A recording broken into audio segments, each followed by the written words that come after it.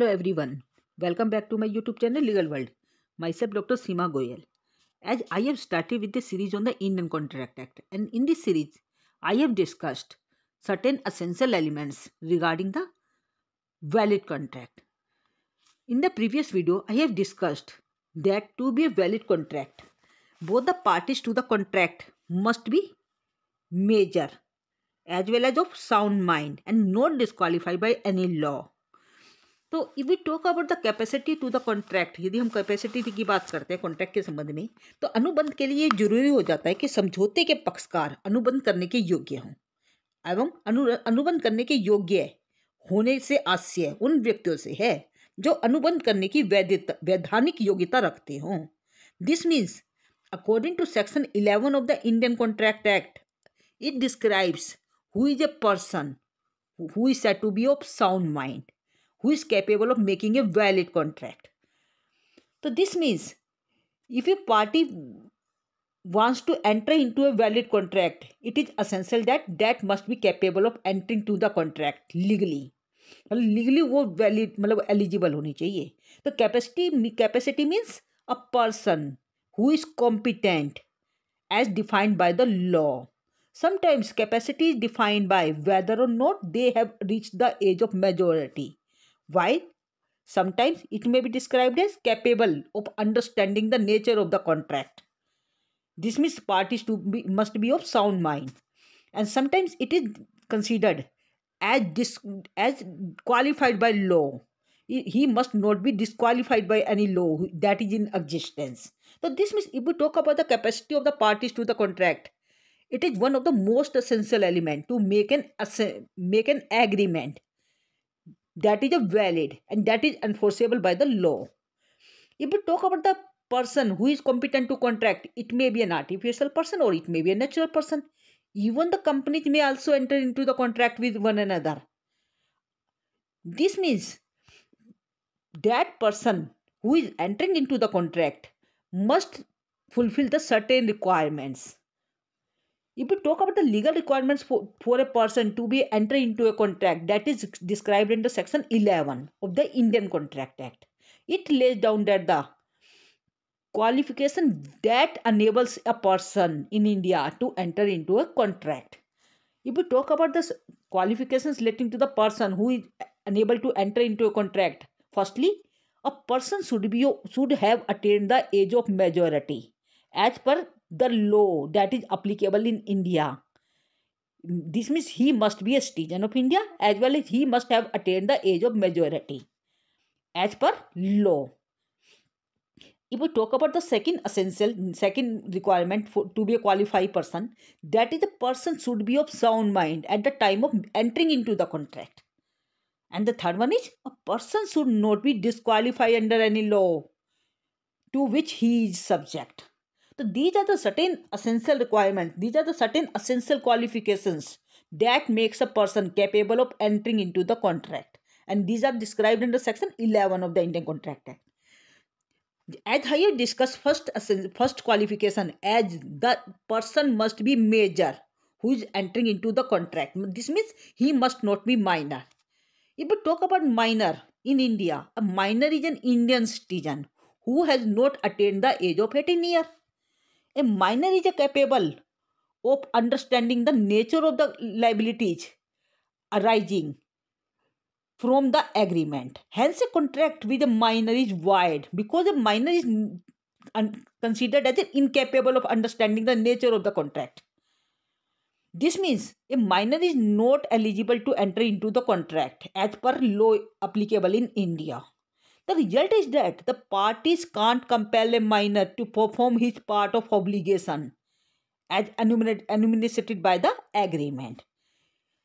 इसके संबंध में आपने एक फेमस केस पढ़ा होगा, that is मोहेरी बीवी versus Dharmodas Ghosh. In this case, a person who was minor entered into a contract with Dharmodas Ghosh. But after making the contract, the person who was minor refused to fulfill his obligation on the behalf that he was a minor and he was not qualified to enter into the contract. But the court held that agreement held by contract made by these parties was void ab initio because the parties were not eligible to enter into the contract, क्योंकि यहाँ पे जो parties थी वो contract में enter करने के लायक ही नहीं थी, क्योंकि जो ब्रह्मदत्त थे, जो एक माइनर व्यक्ति थे, उन्होंने धर्मोदास घोष से एक एग्रीमेंट किया जमीन को बेचने के संबंध में, और उसके एवज में उन्होंने अब कुछ उसके अमाउंट भी पे कर दिया। बट बाद में जो व्यक्ति माइनर था ब्रह्मदत्त, उन्होंने अपनी जमीन को ट्रांसफर करने से मना कर दिया और ये कहा कि मैं कॉन्ट्रैक्ट करने के लायक ही नहीं हूं, तो आप मेरे साथ, मैं अपनी ऑब्लिगेशन परफॉर्म नहीं कर रहा।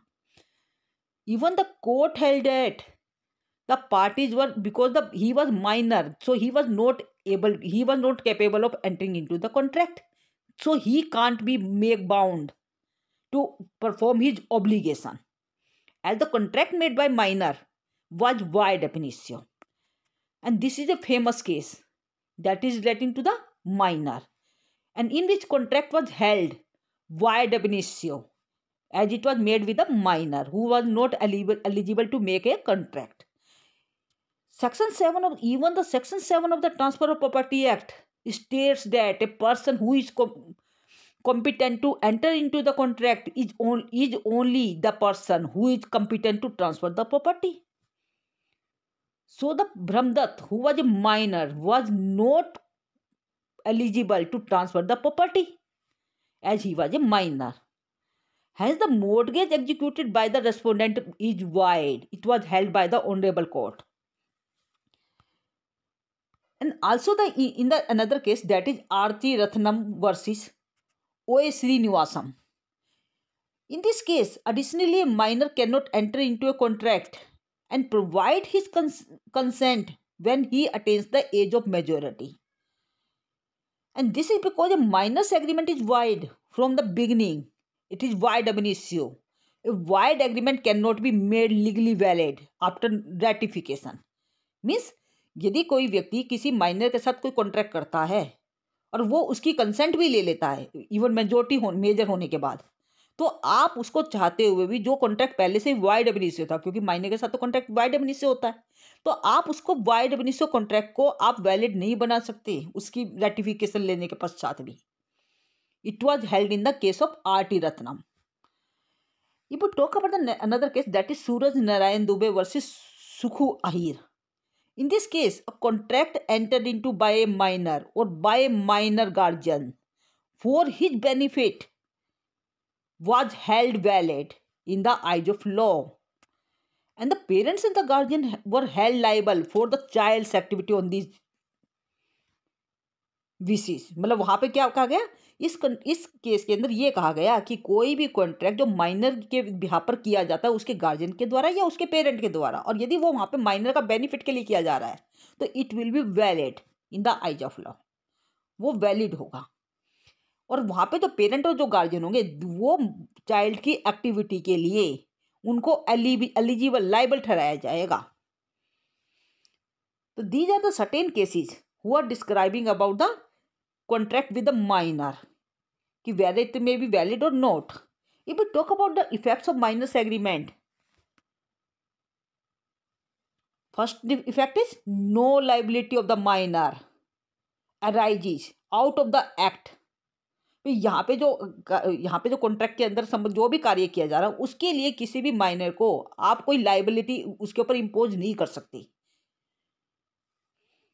Even the rule of estoppel में आल्सो अप्लाई। यदि वहाँ पे वो अपनी एज को कहीं ना कहीं गलत दिखा के कोशिश करता है और सामने वाली पार्टी को नॉलेज नहीं है, तो वहाँ पे आप रूल ऑफ एस्टोपल अप्लाई कर सकते हैं। A minor is incapable of giving the consent and the nature of minors agreement is nullity and can not be enforced, but it is a legal rule of the evidence that prevents a party from alleging something that contradicts what he previously stated. जो वो बात कह रहा है कि मैं minor हूँ और आप उसको गलत तरीके से आप उसको विश्वास दिलाने की कोशिश कर रहे हैं, तो आप ऐसा नहीं कर सकते। This is the legal rule of evidence. तो these are the certain effects of the contract with the minor. ये मैंने आपको बताया माइनर के साथ में कॉन्ट्रैक्ट के क्या एग्रीमेंट के क्या प्रभाव पड़ सकते हैं। तो जैसे कि मैंने आपको बताया कि किसी भी माइनर के साथ में जो कोई अनुबंध किया जाता है वो शुरू से ही वाइड एब इनिशियो होता है, उसका कोई इफेक्ट नहीं होता, उसको आप चाहते हुए भी वैधानिक घोषित नहीं कर सकते।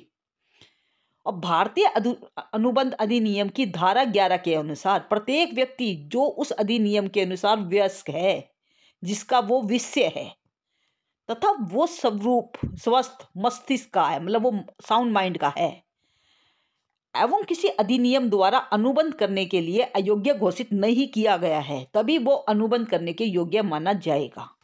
ऐसा सेक्शन 11 के अंदर कहा गया है।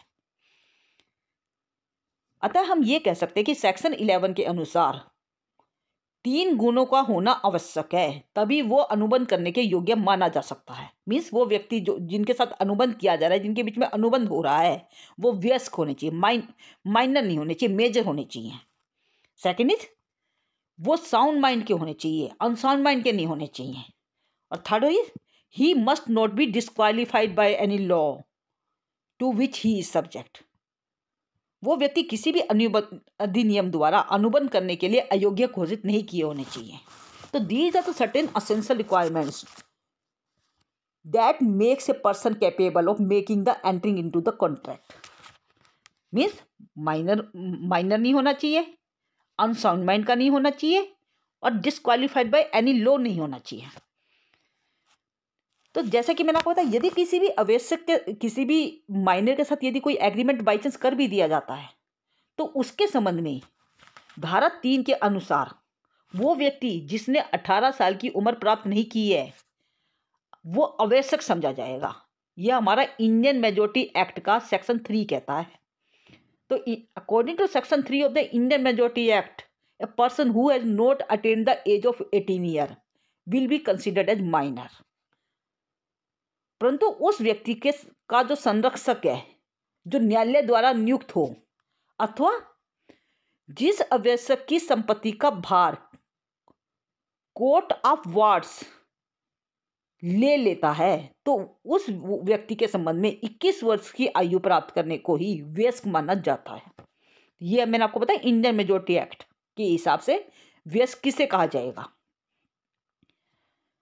तो these are the certain essentials that provides about the capability of the making the contract। जैसा कि मैंने आपको बताया मोहिरी बीबी वर्सेस धर्मदास घोष जो वाद हुआ था, इस वाद के अंदर आवश्यक ने अपनी संपत्ति की जमानत पर 20,000 रुपये का बंधन लिखा था, परंतु उसमें सिर्फ उसने 8,000 रुपये महाजन से उसे मिले, और बाद में आवश्यक ने अपनी संपत्ति को ट्रांसफर करने से मना कर दिया और उसे रद्द करने को कहा, परंतु महाजन ने 8,000 रुपये वापिस मांग लिए जो उसने दिए थे उस प्रॉपर्टी के संबंध में। और ऑनरेबल कोर्ट ने अपना डिसीजन देते हुए ये कहा कि आवश्यक के साथ किया गया अनुबंध वाइड एब इनिशियो है, वो व्यर्थ है, इसलिए अनुबंध के अधीन जो भी रकम ली गई है वहाँ पर वो उसको वापस करने के लिए बाध्य नहीं है। तो this was the case that was relating to the affect relating to the contract with the minor. तो ये आपको मैं समझती हूँ समझ में आ गया होगा।